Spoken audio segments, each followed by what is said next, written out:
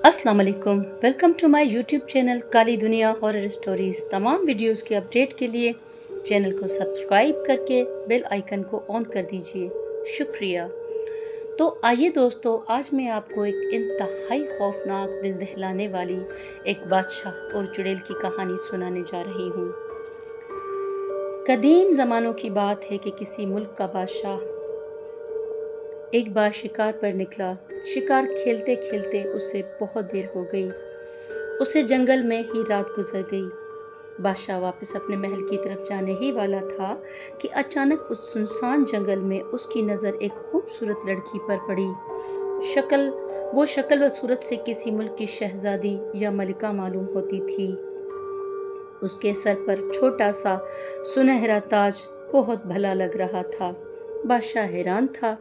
दरिंदों से भरे इस जंगल में वो औरत कहाँ से आई है और क्यों रो रही है, ये मालूम करने के लिए वो आगे बढ़ा और औरत के करीब आकर घोड़े को छोड़ दिया। दुल्हन उसे देखकर हैरान रह गई।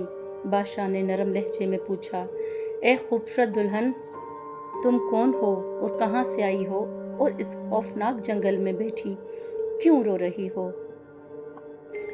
उस औरत ने एक ठंडी आह भरी और आंसू पोंछते हुए कहने लगी, मैं इराक की शहजादी रुबीना हूँ। मेरी शादी कल ही यमन के शहजादे आलम से हुई थी।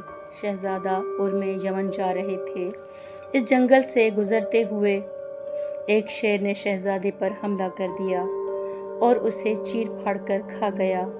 मैं इसका गम मना रही हूँ और सोच रही हूँ कि मुझ बदनसीब से अब कौन शादी करेगा। मैं वापस अपने वतन भी नहीं जा सकती क्योंकि मैंने चोरी छुपे शादी की थी। मेरे वालिदैन मुझे घर में दाखिल नहीं होने देंगे। बादशाह को इस मजलूम के रवैये पर बेयारो मददगार देखकर बहुत तरस आ गया। बादशाह ने कुछ सोचकर कहा, अगर तुम चाहो तो मैं तुम्हें अपनी मलिका बना सकता हूँ। मैं इस मुल्क का बादशाह हूँ। उस दुल्हन की बात सुनकर खुशी से बांकें खुल आईं और उसने कहा, मुझे कोई एतराज़ नहीं है बादशाह सलामत। मैं आपसे शादी करने पर रजामंद हूँ, मगर आपकी पहली मलका भी तो होंगी ना? क्या वो मुझे बर्दाश्त कर लेगी?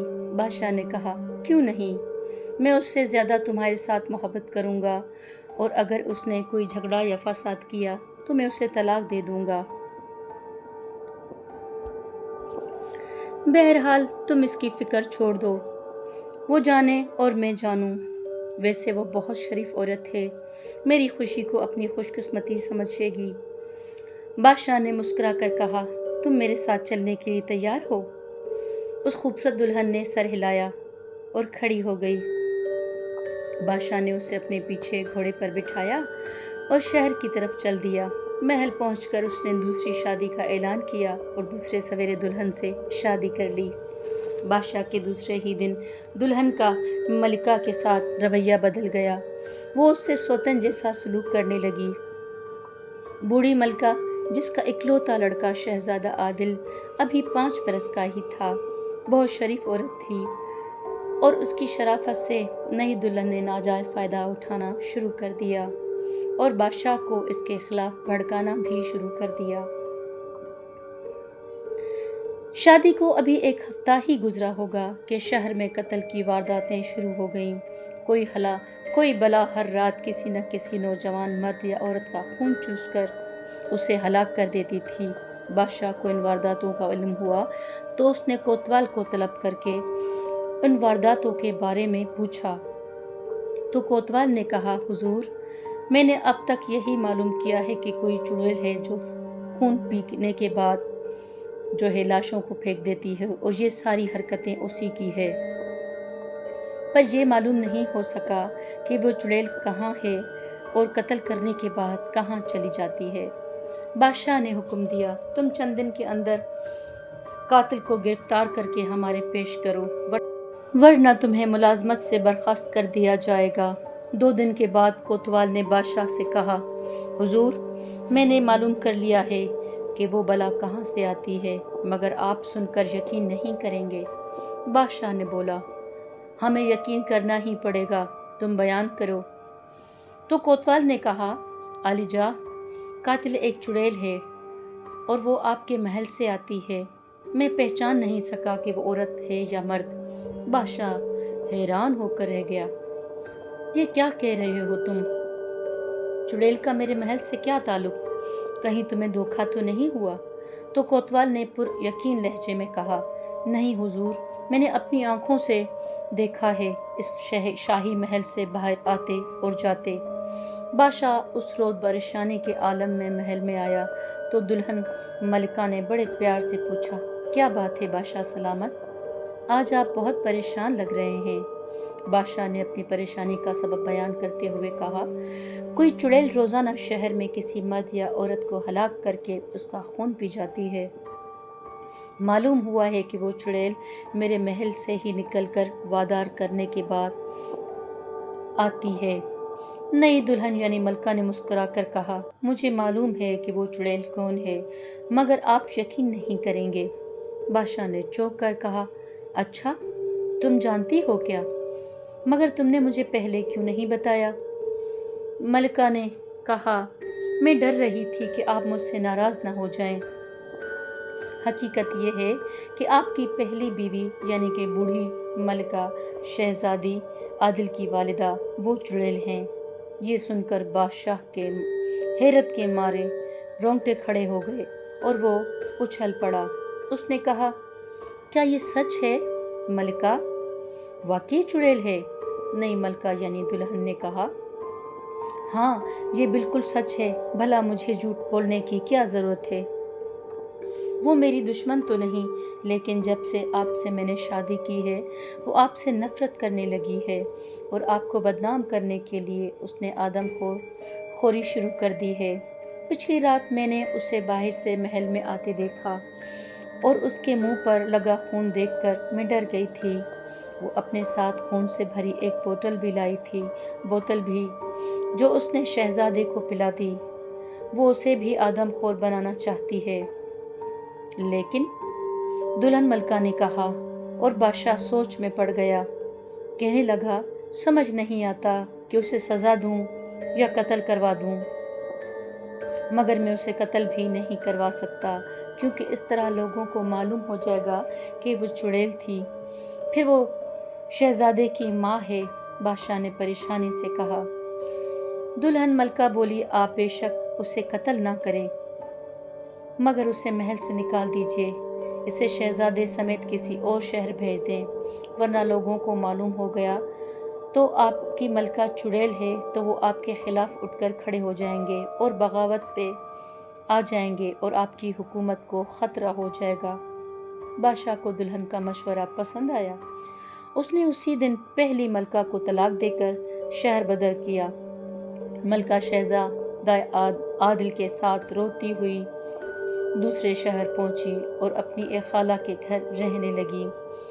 ادھر اب دلہن ملکہ بہت خوش تھی۔ اس نے ایک نئی کنیز کو ملازم رکھا۔ رات ہوئی تو وہ چپکے سے اٹھی اور اپنے کمرے سے نکل کر کنیز کے کمرے کی طرف چل دی۔ اس وقت سارا محل سو رہا تھا۔ اس نے کنیز کو دن میں ہی کہہ دیا تھا کہ رات کے وقت اپنے کمرے کا دروازہ کھلا رکھنا۔ چنانچہ وہ اس کے کمرے تک پہنچی تو دروازہ خود بخود ہی کھلا ہوا تھا اور اندر نوجوان کنیز سو رہی تھی۔ دلہن ملکہ نے اندر داخل ہو کر آہستہ سے دروازہ بند کیا اور کنیز کے بستر پر آ کر بیٹھ گئی۔ بستر کے پاس پہنچ کر اس نے انگڑائی لی اور دوسرے ہی لمحے اس کی شکل بدل گئی۔ اب وہ 100 سال کی نہایت خوفناک اور بدصورت بڑھیا نظر آ رہی تھی۔ اس کے دانت ہونٹوں سے باہر نکلے ہوئے، آنکھیں بے حد سرخ اور بھیانک تھیں۔ اس نے جھک کر ایک ہاتھ کنیز کے منہ پر جما لیا اور اپنے لمبے دانت اس کی شاہرگ میں چبھو دیے۔ کنیز تڑپی مگر دلہن نے اس کے سینے پر گھٹنے ٹیک دیے اور اسے قابو کر رکھا تھا اور اس کی شاہرگ سے خون پی رہی تھی۔ پھر کنیز چند منٹ میں ہی دم توڑ گئی۔ اس کا سارا خون پینے کے بعد خوفناک دلہن نے لاش اٹھائی اور محل کے خفیہ دروازے کے باہر نکل کر دور ایک ویرانے میں لاش پھینک دی۔ جب کہ وہ واپس محل میں پہنچی تو دوبارہ خوبصورت نوجوان اور انتہائی حسین شہزادی نظر آ رہی تھی۔ اپنے کمرے میں داخل ہو کر بستر پر لیٹی اور جلدی سو گئی۔ دوسرے دن اس نے خوراک حاصل کرنے کے لیے ایک اور کنیز ملازمہ رکھی۔ بادشاہ نے مسکرا کر پوچھا، دلہن، تم نے کل بھی ایک نئی کنیز رکھی تھی، وہ کہاں گئی؟ مجھے تو سارا دن وہ نظر نہیں آئی۔ دلہن ملکہ نے ہنس کر کہا، مجھے اس میں عیب نظر آیا تھا، چنانچہ اسے میں نے نکال دیا، وہ چور تھی نا اس لیے۔ غرض دلہن ملکہ بادشاہ کو اس طرح بے وقوف بنا رہی تھی۔ وہ روزانہ نئی کنیز رکھتی اور رات کے وقت اس کا خون چوس کر لاش محل سے باہر پھینکوا دیتی تھی۔ جہاں وہ لاش پھینکتی وہ جگہ جنگل کے قریب تھی، چنانچہ جنگلی درندے راتوں رات لاش ہڑپ کر جاتے اور صبح لاش کی ہڈیوں کے سوا کچھ بھی نظر نہیں آتا۔ ادھر دوسرے شہر میں ملکہ بوڑھی، ملکہ یعنی شہزادہ عادل کی ماں، نہایت تنگ دستی کی زندگی گزار رہی تھی۔ شہزادہ عادل کو اس بات کا بھی بے حد رنج تھا کہ بادشاہ نے بنا کسی وجہ اور جرم کے بغیر انہیں محل سے نکال کر باہر پھینک دیا۔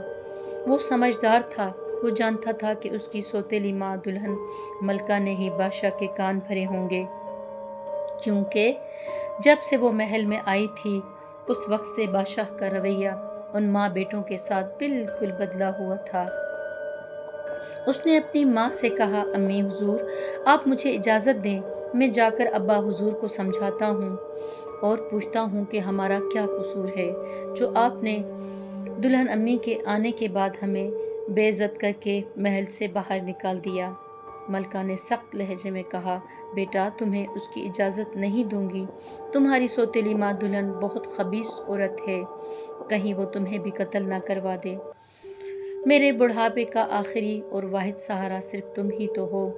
شہزادے نے کہا، اچھا تو پھر مجھے ملازمت کی اجازت دیں، میں شاہی دربار میں ملازمت کروں گا تاکہ ہمارے معاشی حالات درست ہو جائیں۔ شہزادی کی بات سن کر ملکہ نے کہا، مگر میری ہدایت غور سے سنو۔ جب مجھے محل سے نکالا گیا اس وقت تم 5 برس کے تھے اور اب تم 17 برس کے نوجوان، بادشاہ تمہیں نہیں پہچان سکے گا، چنانچہ تم بھی کسی کو نہ بتانا کہ بادشاہ کے لڑکے ہو۔ اگر تمہاری سوتیلی ماں کو پتہ چل گیا کہ تم شہزادہ عادل ہو تو وہ تمہیں ہلاک کروانے میں دیر بھی نہیں کرے گی۔ شہزادے نے وعدہ کیا کہ بادشاہ یا کسی اور کو اپنی اصلیت ہرگز نہیں بتائے گا۔ دوسرے دن وہ دربار کی جانب روانہ ہو گیا۔ شہزادہ عادل دربار پہنچا اور بادشاہ کے سامنے پیش ہوا۔ بادشاہ اسے بالکل پہچان نہ سکا۔ شہزادے نے ادب سے کہا، اعلیٰ حضرت، میں بے روزگار ہوں، مہربانی کر کے مجھے اپنے دربار میں ملازمت دے دیں اور مجھے ملازم کر کے رکھ دیجیے۔ بادشاہ نے مسکرا کر پوچھا، تم ہمارے لیے کیا کر سکتے ہو نوجوان؟ شہزادے نے مؤدبانہ اور مؤدبانہ انداز میں کہا، حضور، میں آپ پر اپنی جان نثار کر سکتا ہوں۔ اس کے جواب سے بادشاہ خوش ہوا۔ بادشاہ نے اسے اپنے محل میں اپنی جان کی حفاظت کے لیے رکھ لیا۔ چنانچہ شہزادہ اس روز سے محل میں محافظ کی حیثیت سے رہنے لگا۔ پہلی رات کا ذکر ہے کہ شہزادہ بادشاہ کے کمرے کے باہر پہرا دے رہا تھا کہ اس نے دلہن ملکہ کو اس کی خوابگاہ سے نکل کر چوروں کی طرح کنیزوں کے کمرے کی طرف جاتے ہوئے دیکھا۔ شہزادہ حیران رہ گیا مگر اپنی جگہ کھڑا تھا۔ وہ بادشاہ کا محافظ تھا، اس لیے وہ اپنا فرض چھوڑ کر یا اپنی جگہ چھوڑ کر ادھر ادھر نہیں جا سکتا تھا، مگر اس کی نگاہیں بدستور دلہن ملکہ پر مرکوز تھیں۔ اس کے دیکھتے ہی دیکھتے دلہن ملکہ ایک کنیز کے کمرے میں داخل ہوئی۔ کچھ دیر کے بعد اس کمرے سے ایک بھیانک صورت چڑیل نکلی۔ اس نے کندھے پر کسی کو لاد رکھا تھا۔ وہ چڑیل انسانی جسم اٹھائے محل کے ایک حصے میں غائب ہو گئی۔ 1 گھنٹہ بعد جب شہزادہ واقعے پر حیران اور پریشان ہوا۔ دلہن ملکہ آتی ہوئی دکھائی دی۔ اس کا لباس وہی تھا، وہی کنیز کے کمرے سے نکلنے والی چڑیل نے جو پہنا ہوا تھا۔ شہزادے نے سوچا کہ کل بادشاہ سے ایک دن کی رخصت لے لوں گا اور رات کو چھپ کر دلہن ملکہ کی نگرانی کر کے اس کمرے میں جو کنیز کے ساتھ گئی تھی اس واقعے کو دیکھوں گا اور یہ معلوم کروں گا کہ کنیز کون تھی اور دلہن ملکہ اتنی دیر کہاں گزار کر واپس آئی ہے۔ دلہن ملکہ نے اپنے کمرے میں جاتے ہوئے شہزادے کو دیکھا تو چونک پڑی۔ اسے خیال آیا کہ یہ محافظ اس کی کارروائی سے واقف نہ ہو گیا ہو۔ چنانچہ اپنے کمرے میں پہنچ کر اس نے اپنے سر کے 2 بال توڑے اور انہیں مشعل کے لو پر سینکا۔ فوری کسی دیو کا دھندلا سا سایہ کمرے میں نظر آنے لگا۔ اس سائے سے آواز نکلی، بیٹی کیا بات ہے؟ تم مجھ سے کیا معلوم کرنا چاہتی ہو؟ دلہن ملکہ نے کہا، ابا جان، باہر جو محافظ بادشاہ کے کمرے پر پہرا دے رہا ہے اس کے بارے میں کیا خیال ہے؟ وہ میرے خلاف بادشاہ کے کان تو نہیں بھرے گا؟ دیو کے سائے سے آواز آئی، بیٹی وہ ابھی تمہاری اصلیت سے واقف نہیں ہوا، مگر کل رات وہ تمہاری نگرانی کرنے کا ارادہ رکھتا ہے۔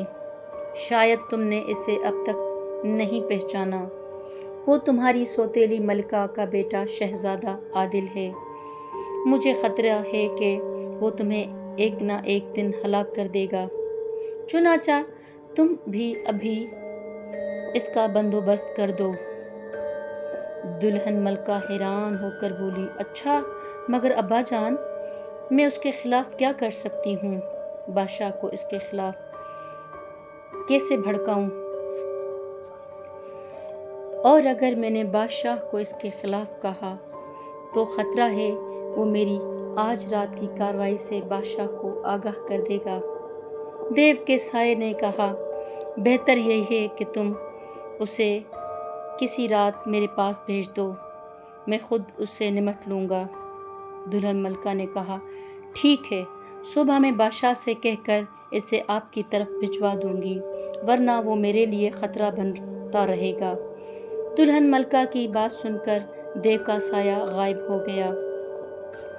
دلہن ملکہ شہزادے کے بارے میں سوچتی ہوئی پلنگ پر لیٹی اور ایک خطرناک منصوبہ بنانے کے بعد سو گئی، جبکہ باہر موجود شہزادہ ابھی بھی اس کے بارے میں سوچ رہا تھا۔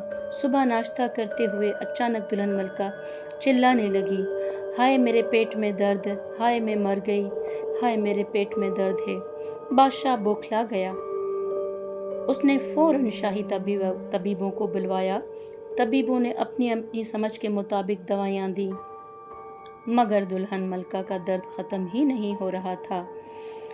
کوئی دوا اثر نہیں کر رہی تھی۔ درد کا تو صرف بہانہ تھا۔ وہ بدستور چلائے جا رہی تھی۔ طبیب اپنی کوششوں میں ناکام ہو کر چلے گئے۔ بادشاہ بہت پریشان ہو رہا تھا۔ ملکہ نے روتے ہوئے کہا، آپ کو میرے درد کا ذرا بھی خیال نہیں؟ میں مری جا رہی ہوں، خدا را کچھ کیجیے۔ بادشاہ نے پریشان ہو کر کہا، میری سمجھ میں نہیں آ رہا، درد نہیں آ رہا کہ یہ درد کیسا ہے اور کیسے اس کو ٹھیک کیا جائے، اور کوئی بھی طبیب اس کی دوا کا منصور نہیں۔ دلہن ملکہ نے کہا، اس کا علاج میں جانتی ہوں۔ ایک بار میرے پیٹ میں درد ہوا تھا تو میرے باپ نے میرے لیے پرستان سے آب حیات کی مٹی منگوا کر مجھے کھلائی تھی اور میرا درد بالکل دور ہو گیا تھا۔ آپ بھی ایسا ہی کیجیے بادشاہ۔ آپ نے جو نیا محافظ رکھا ہے نا، وہ بہت بہادر معلوم ہوتا ہے۔ آپ اسے پرستان بھیجیں، وہی آب حیات کے چشمے کی مٹی لا سکتا ہے۔ بادشاہ نے فوراً عادل کو بلوایا۔ شہزادہ عادل کمرے میں آیا تو بادشاہ نے اسے کہا، تم بہت بہادر نوجوان ہو، میں تمہیں پرستان بھیجنا چاہتا ہوں۔ وہاں سے تم آب حیات کے چشمے کی مٹی لاؤ تاکہ ملکہ وہ مٹی کھا کر درد سے نجات پائے۔ کیا تم تیار ہو جانے کے لیے؟ شہزادہ عادل نے ادب سے کہا، ہاں جی، हुजूर मैं भला कैसे इनकार कर सकता हूँ। फिर मलका ने बादशाह से कहा, आप दरबार जाएं, देर हो रही है, मैं इसे परिस्तान का रास्ता समझा देती हूँ। बादशाह उठकर दरबार में चला गया। मलका ने एक रुक्का लिखकर शहजादे के हवाले किया और कहने लगी, यहाँ से मगरिब की तरफ 500 कोस के फासले पर एक जंगल है। उस जंगल में तुम्हें काला शेर मिलेगा। वो शेर तुम्हें परिस्तान पहुँचा देगा। परिस्तान पहुँचकर तुम वहाँ किसी से कहना कि वो तुम्हें मोजी देव के महल तक पहुँचा दे। वहाँ पहुँचोगे तो मोजी देव को मेरा ये रुक्का दे देना। वो तुम्हें आबे हयात के चश्मे पर ले जाएगा। चश्मे की मुट्ठी भर लेकर तुम वापस यहाँ आ जाना। शहजादे ने कहा, बहुत बेहतर मलका, मैं ऐसा ही करूँगा। मगर रुक्के में आपने क्या लिखा है? मैं तो अनपढ़ हूँ। दुल्हन मलका खफा होकर बोली, रुक्का पढ़ना तुम्हारे लिए ज़रूरी नहीं, इसलिए रास्ते में खोलकर भी ना देखना। शहजादा आदिल वहाँ से रुखसत होकर अपनी माँ के पास आया और उसे सारे हालात से आगाह किया। मलका ने कहा, बेटा, मैं समझ गई हूँ कि दुल्हन मलका तुम्हें पहचान चुकी हैं और तुम्हें किसी मुसीबत में डालने के लिए परिस्तान भेज रही हैं। मगर चूँकि बादशाह ने तुम्हें वहाँ जाने का हुक्म दिया है, इसलिए तुम उनके हुक्म पर तामील ज़रूर करो। वो तुम्हारा बाप है और अच्छे बच्चे वालिदैन का हुक्म मानते हैं। वैसे भी हाकिम का वक्त हुक्म मानना होता है और ये तुम्हारा फ़र्ज़ भी है। जाओ, मैं तुम्हें खुदा के हवाले करती हूँ। वो तुम्हारा खुदा हामी और नासिर होगा। मगर जल्द वापस आ जाना मेरा बच्चा। शहज़ादा आदिल ने कहा, आप बेफिक्र रहें अम्मी जान, मैं जल्दी वापस आऊँगा और अगर ये दुल्हन अम्मी की कोई चाल है तो मैं इस चाल को भी नाकाम बना दूँगा। बस आप मेरे लिए दुआ करती रहना। शहज़ादा आदिल उसी रोज़ घोड़े पर सवार होकर मगरिब की जानिब चल दिया। रात दिन सफ़र करता हुआ वो चौथे दिन एक बाग में पहुँचा। सफ़र की थकावट दूर करने के लिए वो वहाँ दरख्तों की ठंडी छाँव में लेटकर सो गया। घोड़ा उसने चरने के लिए छोड़ दिया। उसके सो जाने के बाद घोड़ा फूलों पौधों पर मुंह मारने लगा। कई घंटों बाद शहजादे की आँख खुली तो शाम हो रही थी। वो जल्दी से उठा और एक पौधे के पास खड़े घोड़े की तरफ बढ़ गया। मगर ये देखकर उसकी हैरत की इंतहा न रही कि उसका घोड़ा पत्थर का बना हुआ था। वो अपनी जगह साकत खड़ा था। न जाने वो कैसे पथरीला हो गया था। शहजादा अब क्या करे? घोड़े के बगैर सफ़र करना मुमकिन न था। वो बैठकर सोचने लगा कि घोड़ा कैसे पत्थर का हुआ और उसे दोबारा कैसे ज़िंदा किया जा सकता है। कुछ ही देर गुजरी थी कि आसमान से एक खौफनाक जिन वहाँ उतरा। उस जिन ने शहजादे को देखा तो गज़बनाक हो गया और कहने लगा, ए आदमज़ाद, कौन हो तुम और तुम्हें बाग में दाखिल होने की इजाज़त और जुर्रत कैसे हुई? जिन ने कड़क कर पूछा। शहजादे ने मुस्कुरा कर कहा, मैं मुसाफिर हूँ। सफ़र की थकावट दूर करने के लिए बाग में कुछ देर के लिए सो गया था। सोकर उठा तो मेरा घोड़ा पत्थर का बना हुआ था। क्या तुम बता सकते हो कि ये ऐसा क्यों हुआ? जिन ने कहका लगा कर कहा, हा हा हा, बेवकूफ़ आदमज़ाद, ये भी कोई पूछने की बात है? तिलस्मी बाग है और मैं इसका मुहाफ़िज़ हूँ। इस बाग के फल या फूल तोड़ने और पौधों को छूने वाला पत्थर बन जाता है। शुक्र करो कि तुम पत्थर के नहीं बने, वरना मुझे तुम्हें पत्थर से दोबारा इंसान बनाना पड़ता। शहजादे ने हैरान होकर पूछा, क्यों? जिन ने कहा, इसलिए कि मैं आदम खोर हूँ। इंसानी गोश्त और खून मेरी ग़िज़ा है। मुहाफ़िज़ जिन ने हंसकर कहा, अब तुम मरने के लिए तैयार हो जाओ। मैं चाहता हूँ कि शहज़ादी गुलनार के आने से पहले मैं तुम्हें खा जाऊँ। अगर उसने तुम्हें ज़िंदा देख लिया तो शायद मुझसे बचा ले। मैं उसका ग़ुलाम हूँ। مجھے اس کا حکم ماننا پڑے گا۔ شہزادے نے ہنس کر کہا، آدم خور جن، تم نے مجھ سے پہلے بھی کئی بے گناہ انسانوں کو کھایا ہوگا۔ جن بڑا خوش ہو کر بولا، ہاں کیوں نہیں، میں اب تک 100 انسانوں کو کھا چکا ہوں، اب تمہاری باری ہے۔ شہزادہ عادل نے کہا، مجھے کھانے کے لیے تمہیں جہنم سے واپس آنا پڑے گا۔ شہزادے نے تلوار نکال کر کہا، ہوشیار ہو جاؤ، میں ان 100 انسانوں یا نوجوانوں کا انتقام لینے تم سے جا رہا ہوں جنہیں تم نے اپنی غذا بنایا تھا۔ جن کہکا لگانے لگا، انتقام؟ ہاں ہاں، تمہاری حیثیت ہی اور اوقات ہی کیا ہے کہ تم مجھ سے انتقام لے سکو؟ میں تمہیں 2 نوالوں میں ہی ہضم کر جاؤں گا۔ شہزادے نے مسکرا کر کہا، میرا گوشت تمہیں بدہضمی کر دے گا، بہتر ہے تم دفع ہو جاؤ۔ شہزادے کی بات سن کر جن غضبناک ہو گیا۔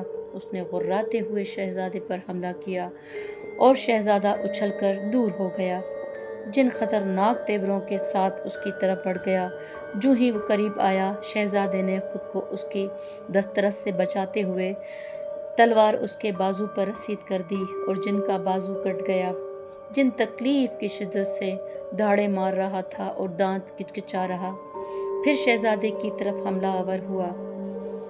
اس بار شہزادے نے خود کو بمشکل اس کے ساتھ سے بچایا۔ جن کا حملہ بہت جارحانہ تھا۔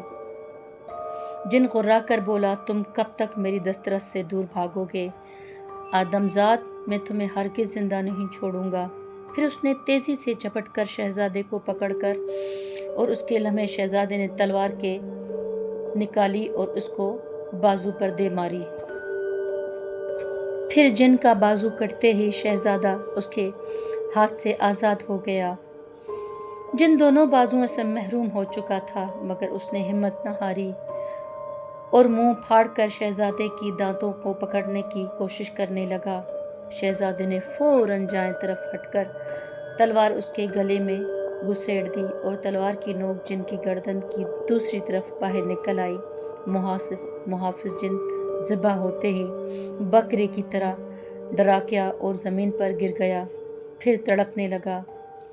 شہزادہ عادل نے اس کے جسم سے تلوار کھینچی اور اس کی گردن پر وار کر کے اس کا سر تن سے جدا کر ڈالا۔ جن چند لمحے تڑپنے کے بعد ہلاک ہو گیا۔ اس کے مرنے کے بعد شہزادے نے تلوار نیام میں ڈالی اور سوچنے لگا کہ جن نے جس شہزادی گلنار کی آمد کا ذکر کیا تھا وہ کون ہے اور اس کا اس باغ سے کیا تعلق ہے۔ ایک جن کا غلام اور وہ بھی شہزادی کا، یہ کیسے ہو سکتا ہے؟ کیا وہ شہزادی جادوگر ہے؟ کچھ ہی دیر گزری تھی کہ آسمان سے ہنسنے کی آوازیں آنے لگیں۔ شہزادی نے سر اٹھا کر اوپر دیکھا تو 4 پریاں ہنستی ہوئی باغ میں اتر آئیں۔ ان میں سے 3 کا لباس سبز اور 1 کا لباس سرخ تھا۔ سرخ لباس والی دوسری پریوں سے زیادہ خوبصورت اور حسین و جمیل تھی۔ اس کا لباس اور سر پر تاج اسے شہزادی ظاہر کر رہا تھا۔ شہزادے کے دل میں فوراً خیال آیا، ہو نہ ہو یہی شہزادی گلنار ہے جس کا ذکر محافظ جن نے کیا تھا۔ وہ ان کی طرف دیکھتا رہا۔ پریاں باغ میں اتریں۔ اسی لمحے ان کی نظر شہزادے پر پڑی اور وہ حیران ہو کر رہ گئیں۔ سرخ لباس والی پری نے جن کی لاش دیکھی اور اپنی ساتھی پریوں سے کہنے لگی، یہ آدمزاد ہی ہے نا جن کا قاتل لگتا ہے؟ آؤ اسے پوچھیں کہ وہ کون ہے اور اس نے اس جن کو کیوں ہلاک کیا۔ پریاں شہزادی کی طرف بڑھیں۔ قریب آ کر سرخ لباس والی پری نے شہزادے سے کہا، اے خوبصورت آدمزاد، تم کون ہو؟ یہاں کیسے آئے ہو اور جن کو کیوں ہلاک کیا؟ شہزادے نے مسکرا کر پوچھا، شاید تم ہی شہزادی گلنار ہو، مگر تمہارا جن بہت بدبخت تھا۔ اس نے مجھ سے بد کلامی کی اور مجھے کھانے کی کوشش کی تھی۔ میں نے اسے ہلاک کر دیا تاکہ آئندہ وہ بے گناہ انسانوں کو اپنی غذا نہ بنا سکے۔ شہزادی گلنار پری نے کہا، تم بہت بہادر ہو، اس لیے میں تمہیں معاف کرتی ہوں، ورنہ اس باغ میں کسی کو داخل ہونے کی اجازت نہیں۔ کیونکہ یہ باغ طلسمی ہے اور میرے باپ شہنشاہ پرستان نے صرف میرے لیے بنوایا تھا۔ شہزادے نے مسکرا کر کہا، اے خوبصورت شہزادی، باغ ہو یا جنگل، سب کچھ اللہ تعالیٰ کا ہے۔ شہزادی شرمندہ ہو کر بولی، تم ٹھیک کہہ رہے ہو نوجوان، واقعی میں بھول گئی تھی کہ ہر شے کا مالک خدا ہے۔ بہرحال تم اپنے بارے میں بتاؤ، تم کون ہو؟ شہزادے نے کہا، میں شام کا شہزادہ عادل ہوں، مگر قسمت نے مجھے اپنے ہی باپ کا ملازم بنا دیا ہے۔ یہ کہہ کر اس نے ساری داستان شہزادی کو سنا ڈالی۔ شہزادی سوچ کر کہا، مجھے یقین ہے تمہاری سوتیلی ماں دلہن ملکہ چڑیل دیونی ہے۔ اس نے جس موذی دیو کے نام تمہیں رکا لکھ دیا ہے وہ آدم خور ہے۔ 12 سال پہلے اس دیو کا ایک لڑکی پرستان سے نکلی تھی اور مگر لوٹ کر نہ آئی۔ شاید دلہن ملکہ وہی ہو۔ بہرحال تم مجھے اس کا لکھا ہوا رکا دکھاؤ۔ شہزادے نے کہا، کسی کا خط پڑھنا بہت ہی بری بات ہے، مگر تم پڑھنا چاہتی ہو تو پڑھ لو۔ اس نے جیب سے رکا نکال کر شہزادی گلنار پری کو دے دیا۔ شہزادی نے رکا کھول کر پڑھا۔ لکھا تھا، یہ لڑکا میری سوکن ملکہ کا بیٹا ہے اور مجھے اس سے اپنی جان کا شدید خطرہ ہے۔ اسے فوراً سے پہلے ہلاک کر دیا جائے اور اس کے خون کا آخری قطرہ تک نچوڑ کر مجھے بھیج دیا جائے۔ اگر آپ نے ایسا نہ کیا تو تمہاری بیٹی اور نہ تم میرے باپ۔ شہزادی گلنار نے رکا پڑھ کر شہزادے کو سنایا تو اس سے دلہن ملکہ پر بے حد غصہ آیا۔ اس کا جی چاہا کہ اسی وقت واپس جا کر دلہن ملکہ کو مار ڈالے، مگر اپنے باپ کی وجہ سے اس نے ضبط کیا ہوا تھا۔ وہ بادشاہ کا حکم پورا کیے بغیر نہیں جانا چاہتا تھا۔ شہزادی گلزار نے شہزادے عادل سے ہمدردانہ لہجے میں کہا، شہزادے، تم اپنی سوتیلی ماں کی حقیقت سے واقف ہو چکے ہو، اب بتاؤ تمہارا کیا ارادہ ہے؟ شہزادے نے اٹل لہجے میں بولا، میں بابا حضور کے حکم کی تعمیل کیے بغیر واپس ہرگز نہیں جاؤں گا۔ شہزادی گلنار پری نے پوچھا، اگر تم کہو تو تمہیں پرستان پہنچا دوں؟ شہزادہ بولا، میں تمہاری مدد کیے بغیر پرستان پہنچنا چاہتا ہوں اور دیکھنا چاہتا ہوں کہ جس شہر کے بارے میں دلہن ملکہ نے مجھے ہدایت کی تھی وہ کس طرح مجھے وہاں پہنچا سکتا ہے۔ شہزادی گلنار پری نے کہا، مرضی ہے تمہاری، مگر وعدہ کرو کہ تم پرستان میں مجھ سے ملے بغیر واپس نہیں جاؤ گے، کیونکہ تم مجھے بے حد پسند آئے ہو اور میں تم سے محبت کرنے لگی ہوں۔ یہ بھی ممکن ہے کہ میرا باپ میری شادی تم سے کرنے پر تیار ہو جائے۔ شہزادے نے مسکرا کر کہا، بے فکر رہو، میں پرستان آ کر تم سے ضرور ملوں گا۔ پھر شہزادی گلنار پری نے موذی دیو کے نام ایک رکا لکھا اور پہلا رکا پھاڑ دیا۔ رکا لکھ کر اس نے سنایا۔ رکے میں لکھا تھا، پیارے بابا جان، یہ لڑکا آپ کا نواسا اور میرے جگر کا ٹکڑا ہے۔ میں اسے آپ کے پاس بھیج رہی ہوں۔ آپ اسے آب حیات کی مٹی دے کر فوراً روانہ کر دیں۔ اگر میرے بیٹے کو کوئی تکلیف پہنچی تو میں آپ کے ساتھ ہمیشہ کے لیے رشتہ اور ناطہ توڑ دوں گی۔ پھر نہ میں آپ کی بیٹی، نہ پھر آپ میرے باپ۔ پھر شہزادی گلنار نے وہ رکا شہزادے کے حوالے کر دیا۔ شہزادے نے اس کا شکریہ ادا کیا۔ پھر شہزادی گلنار پری نے پتھر سے بنے ہوئے گھوڑے پر اپنا ہاتھ پھیرا اور گھوڑا اپنی اصل حالت میں آ کر ہنہناتا سامنے آ کر کھڑا ہو گیا۔ شہزادہ گھوڑے پر سوار ہوا اور انہیں خدا حافظ کہہ کر باغ سے نکل آیا۔ باہر آ کر وہ مغرب کی سمت گھوڑا دوڑانے لگا۔ دوسرے دن وہ جنگل میں پہنچا اور کالا شیر تلاش کرنے لگا۔ آخر وہ شیر اسے نظر آ ہی گیا۔ وہ شہزادے کو دیکھ کر فوراً بے دیو بن گیا۔ اس نے کڑک کر پوچھا، آدم زاد، تمہاری موت ادھر تمہیں کھینچ لائی ہے۔ اس طرف آنے والا آدم زاد کبھی زندہ واپس نہیں گیا۔ شہزادے نے مسکرا کر کہا، تم کون ہو اور شیر سے دیو کیسے بن گئے ہو؟ دیو نے کہا، میں اس جنگل کا بادشاہ ہوں اور میرے باپ کا نام موزی دیو ہے۔ شہزادے نے جلدی سے کہا، پھر تم تو میرے ماموں ہوئے نا؟ میں تمہاری بہن ملکہ شام کے بادشاہ کا بیٹا عادل ہوں۔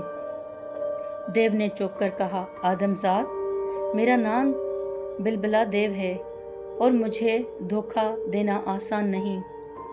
تمہارے پاس کیا ثبوت ہے کہ تم میری بہن کے بیٹے ہو؟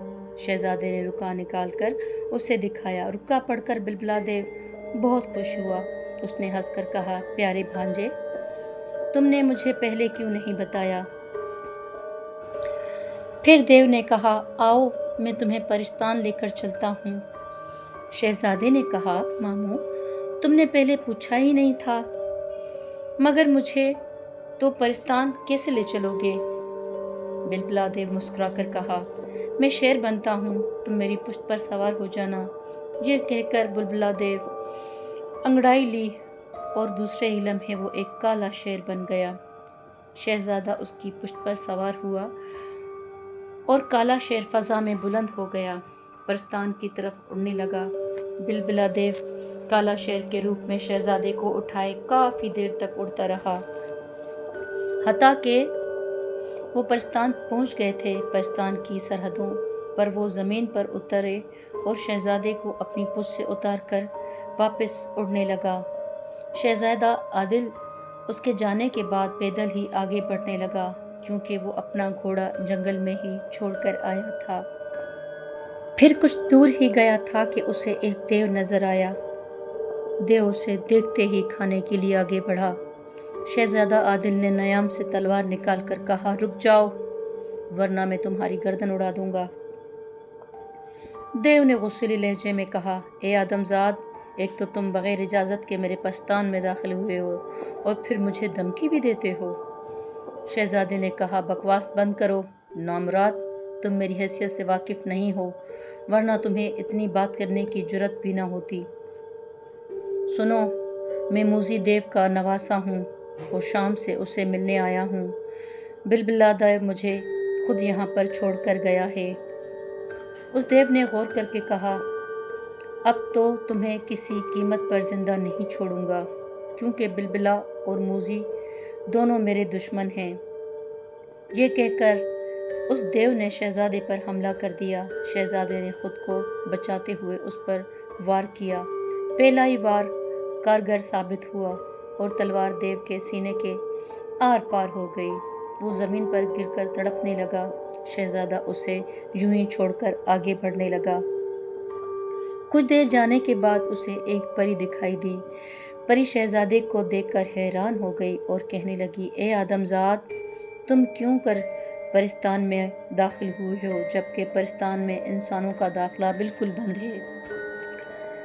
پھر شہزادے نے مسکرا کر کہا، میں انسان کب ہوں؟ میں تو موزی دیو کا نواسہ ہوں۔ مہربانی کر کے مجھے اس کا محل دکھاؤ۔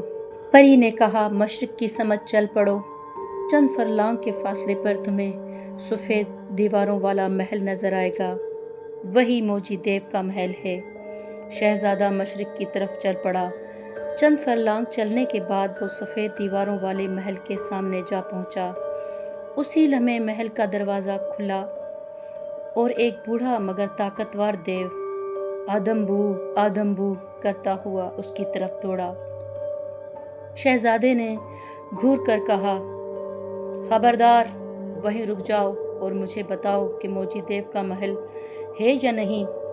دیو چونک کر بولا، اوہ، تم موزی دیو کا کیوں پوچھ رہے ہو؟ تمہارا اس سے کیا تعلق ہے؟ شہزادے نے کہا، زیادہ ٹٹر نہ کر، میں اس کا نواسہ ہوں اور اس سے ملنے شام ملک سے آیا ہوں۔ وہ دیو ہنس پڑا اور کہنے لگا، آدم زاد، میں ہی موزی دیو ہوں، کہو تمہاری ماں خیریت سے ہے؟ شہزادے نے کہا، نہیں، اس کے پیٹ میں درد تھا اور اس نے مجھے آپ حیات کے چشمے اور مٹی کے لیے آپ کے پاس بھیجا ہے۔ پھر اس نے جیب سے رکا نکال کر بوڑھے موزی کے حوالے کر دیا اور بولا، نانا جان، یہ امی نے دیا ہے۔ موزی دیو نے رکا پڑھا اور آگے بڑھ کر شہزادے کو سر پر ہاتھ پھیرنے لگا۔ اس نے شہزادے کا ماتھا چوما اور کہا، میرے پیارے نواسے، میں نے تم سے سخت کلامی کی، مجھے معاف کر دینا، آؤ محل چلیں۔ وہ شہزادے کا ہاتھ پکڑ کر محل میں داخل ہوا۔ محل میں ایک بدصورت بڑھیا بیٹھی تھی۔ اس نے شہزادے کو دیکھا تو مرجی دیو سے بولی، میں کہتی تھی نا کہ اللہ ہمارے لیے آج انسانی گوشت ضرور بھیجے گا۔ موجی دیو نے ہنس کر کہا، بھیجا تو ہے، مگر یہ سن لو، یہ ہمارا نواسا شہزادہ عادل ہے۔ یہ سن کر موجی دیو کی بیوی نے اٹھ کر شہزادے کو پیار کیا اور اس کی بلائیں لینے لگی۔ وہ بہت خوش نظر آ رہی تھی۔ موجی دیو اور اس کی دیونی بیوی نے شہزادے کو خوب آؤبھگت کی اور اسے اچھے اچھے کھانے کھلائے۔ کھانا کھانے کے بعد موجی دیو نے شہزادے سے کہا، شہزادے آؤ میرے ساتھ آب حیات چشمے پر چلتے ہیں۔ شہزادہ اس کے ساتھ ہو لیا۔ محل کے صحن میں موجی دیو نے شہزادے کو کندھے پر بٹھایا اور ہوا میں اڑنے لگا۔ کچھ دیر بعد وہ پرستان کی پہاڑیوں میں پہنچ گئے۔ موجی دیو ایک چشمے پر اترا جو پتھریلی زمین سے پھوٹ کر ایک کھڈک میں جمع ہو رہا تھا، اور وہ بہت بڑا گڈھا تھا اور تہ نظر آ رہی تھی۔ شہزادے کو کنارے پر کھڑا کر کے موجی دیو پانی میں اتر گیا۔ پانی کی گہرائی میں نظروں سے اوجھل ہوا تو شہزادہ سوچنے لگا، کیوں نہ اس کا خاتمہ کر ڈالے۔ چنانچہ اس نے تلوار نکال کر اپنے پیچھے چھپائی۔ چند لمحوں بعد پانی سے موجی دیو کا سر برآمد ہوا۔ اس نے مٹی کی شہزادے کی طرف بڑھا دی۔ شہزادے نے مٹی لیتے ہوئے اچانک تلوار سر سے مار دی اور موجی دیو کا سر 2 حصوں میں تقسیم ہو گیا۔ وہ چیخے بغیر ہی پانی میں ڈوب گیا اور دوبارہ نہ ابھر سکا۔ شہزادہ واپس اس کے محل کی طرف چل پڑا۔ شہزادہ واپس محل پہنچا تو موجی دیو کی بیوی نے یعنی اس کی نانی آٹا گوندھ رہی تھیں۔ اس نے شہزادے سے موجی دیو کے بارے میں پوچھا تو شہزادے نے کہا، نانا جان شکار پر گئے ہیں، کچھ دیر میں آ جائیں گے، آپ فکر نہ کریں۔ قریب ہی ایک مرغی اور بطخ پھر رہی تھیں۔ شہزادے نے کہا، نانی جان آج تو مرغی پکائے نا؟ نانی نے کہا، بیٹے یہ مرغی کھانے کے لیے نہیں ہے، اس میں تمہاری ماں کی جان ہے۔ شہزادے نے کہا، تو پھر اس بطخ کو ہی پکا لیں، بطخ کا بہت گوشت لذیذ ہوتا ہے۔ نانی نے کہا، بیٹے اس میں میری جان ہے، اس کو ذبح ہوتے ہی میں مر جاؤں گی۔ پھر شہزادے نے چند لمحے سوچا، پھر بولا، اچھا مجھے پانی تو پلائیں، پیاس لگ رہی ہے نانی جان۔